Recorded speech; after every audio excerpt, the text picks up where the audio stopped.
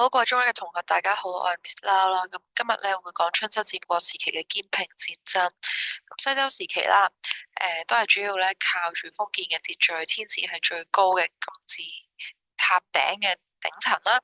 跟住諸侯卿大夫視平民嘅呢、個金字塔咧嘅封建秩序去維持住天下嘅穩定啦。咁但係咧去到春秋時期啦。咁勉強都可以維係住周室嘅秩序嘅，因為啲諸侯都會打住諸周室讓而力，咁散是益兼併嘅呢個口號嘛。咁但係戰國時期咧，兼併嘅戰爭就變得更加頻密啦。基本上呢啲諸侯都當天子係一回事啦，咁就紛紛咁樣咧，希望能夠成為最強嘅霸主。咁所以喺春秋戰國時期咧，戰爭嘅規模不斷咁樣咧變得更加大啦，而且軍事嘅制度亦都有改革啦，並且咧啲戰略嘅技術亦都咧變得咧即係好多種嘅形式嘅。咁我哋望一望咧戰爭嘅規模點樣去擴大先啦。咁啊春秋時期咧有一場戰爭比較出名，叫做城濮之戰。咁當時咧有數千或者上萬人去參與啦。咁但係呢場戰爭都係只係持續咗幾日嘅啫，已經算係大規模嘅戰爭㗎啦。咁但係戰國時期咧，啲戰爭咧唔係淨係幾日嘅，係以年去計嘅。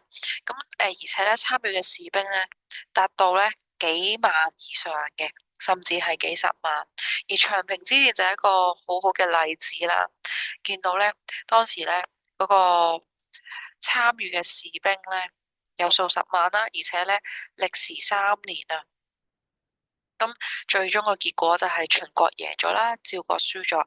咁趙國咧40幾萬嘅士兵咧投降啦，同埋咧俾秦兵咧坑殺死晒。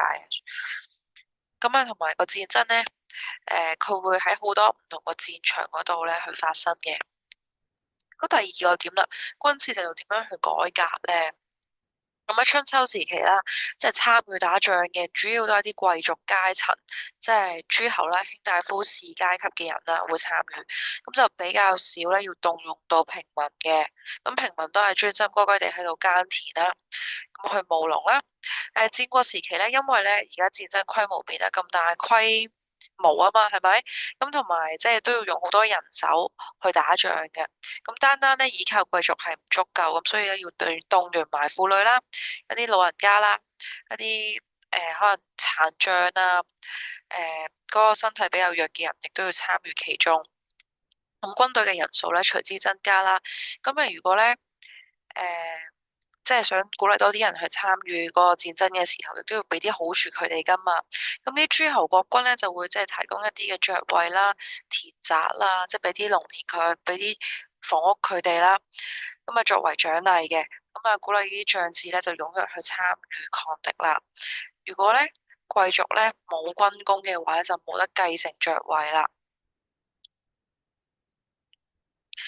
好啦，第三點啦，戰術點樣變得多變呢？春秋時期呢啲戰爭主要都係用戰車嘅，步兵呢就係其次會使用嘅工具啦，策略啦。咁啊，主要都係平原嘅地帶咧去打仗嘅。咁但係戰國時期就唔同啦，戰場咧變得更加之大啦，而且咧唔係淨係喺平原上面嘅，會有高山，會有低谷。咁啊，好多唔同複雜嘅地形啦，咁所以咧需要咧更多唔同靈活啲嘅策略啦，例如要動用到步兵同埋騎兵啦，有好多唔同嘅兵種啦，去互相配合嘅。咁啊，戰術亦都有好多唔同嘅變化，例如包圍戰、迂迴戰、突擊戰咁樣啦。好，第四點啦，兵器嘅製作咧變得更加精良。春秋時期咧，因為咧青銅嘅冶煉嘅技術進步啦，咁所以兵器開始堅硬啊、鋒利、精巧同埋精細。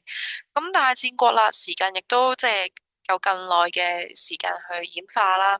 咁所以咧啲兵器更加係比春秋時期咧更加精良啦。咁而且啦，有刀啦，有劍啦，有矛啦，有箭啦等等，咁啊更加有殺傷力啦。咁就去打仗嘅時候就更加容易去擊敗敵人啦。咁而且你可以圈一圈呢個弩咧，亦都係一種咧，當時咧戰國時期常用嘅一種兵器嚟嘅。你望一望28版嘅圖片啦，就會見到腦嗰個形狀噶啦。或者呢一度啊，我哋去睇一睇佢個樣，就咁樣啦。咁啊，即係攞嚟即係射擊敵人啦。咁佢個特別之處就係佢個威力好大，而且比起其他嘅兵器更加能夠精準咁樣去命中個目標。咁另外又有狼牙拍啦、夜叉雷啦、連挺啦、雲梯啦、戰車啦、衝車啦、步兵啦、號橋等等嘅一啲工具，係非常之豐富嘅。咁除咗咧戰爭規模啦、人數啦、個時間咧，改變咗之外啦，春秋時期咧啲諸侯國君都希望自己嘅國家能夠稱霸，所以就希望能夠招攬人才啊，去推行一啲變法嘅措施，喺個政治制度上面推行革新嘅。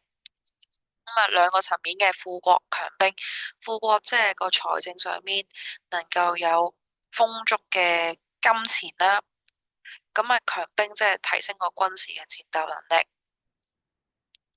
好，第一點先啦，變法變得盛行喎。春秋時期咧，啲諸侯國君咧已經推行變法啦。例如齊國咧，齊桓公就用咗管仲去變法啦。咁個國家真係有啲成效嘅，經濟咧變得富庶。咁戰國時期咧，咁由於咧大家都好希望能夠稱霸啊嘛，咁啊嗰個戰爭更加頻密啦、激烈啦。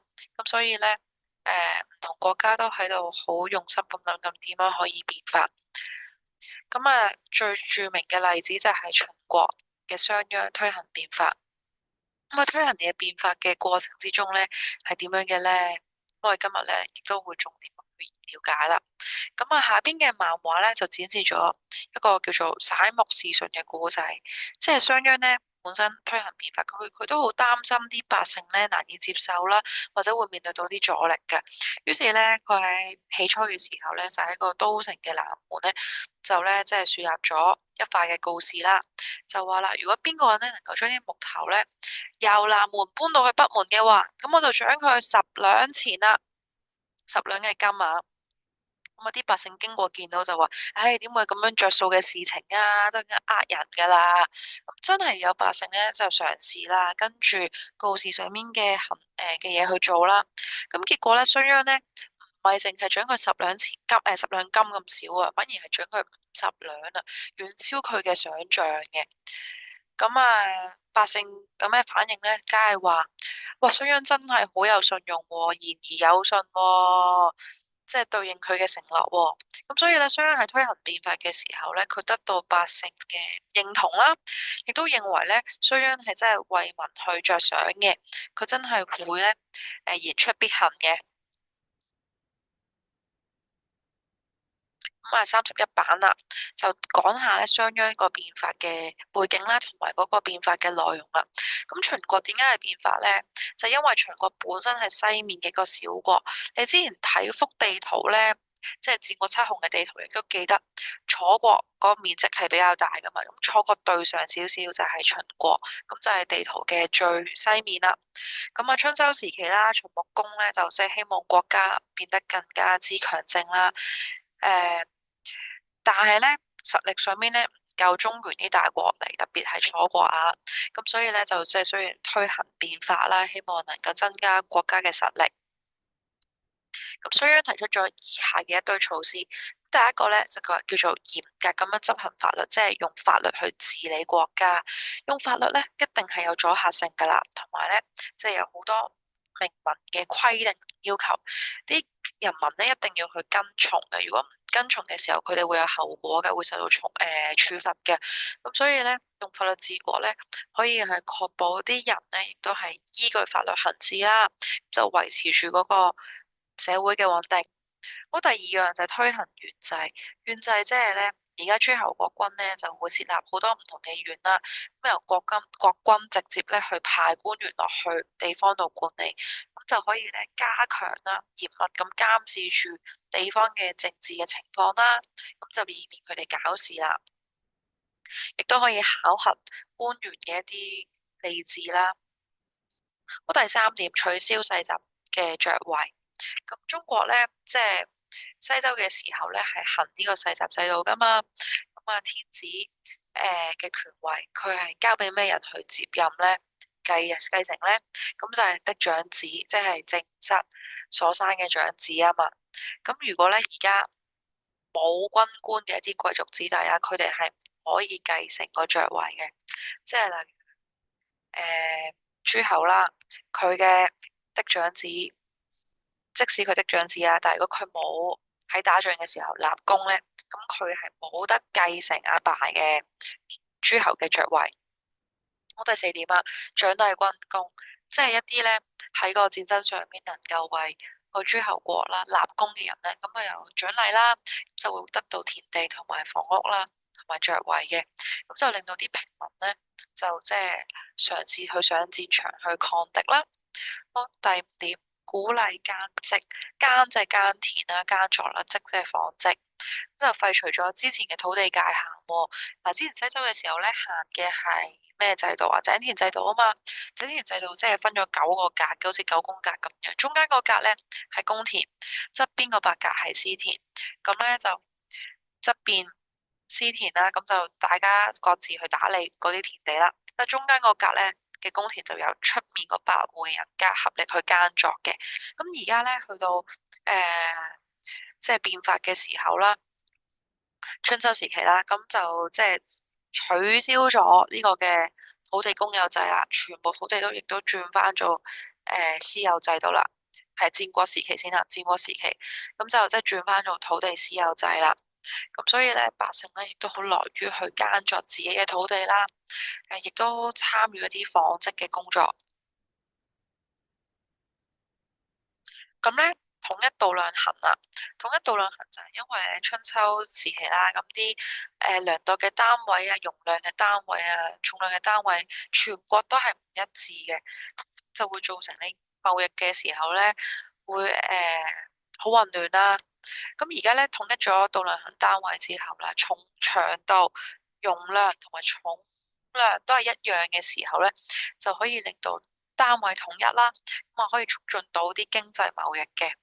好，最後一點，行連坐法，加為十加為15，同埋甚咧係嗰個單位嚟嘅，咁就要求咧鄰里之間互相監視喎，舉報違法者。咁如果咧你鄰里啊，即係你鄉里啦，有人咧係做錯嘅時候啦，違法嘅時候咧，你都會一齊去受罰嘅。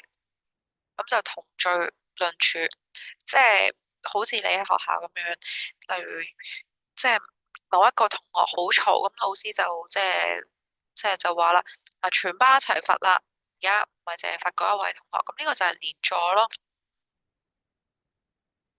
咁即使你係無辜，你都會承受同等嘅懲處嘅。咁啊，估下啦，即係商鞅去推行呢堆嘅變法措施，究竟有冇成效咧？咁啊，係有成效嘅，因為啲百姓見到法律嘅時候，佢哋會遵守啦，擔心自己即係違反咗法紀啦、法律啦。咁啊，同埋有咁多嘅獎勵嘅措施，獎罰分明，又鼓勵佢哋耕作，而且即係亦都發展咗經濟啊嘛。咁所以咧，國家嘅經濟嘅實力提升啦，戰鬥力、軍事方面亦都提升咗。所以咧，為之後咧，全國啦滅六國啦，係打定咗一個好好嘅基礎，亦都助長到促進到點解全國之後可以統一六國。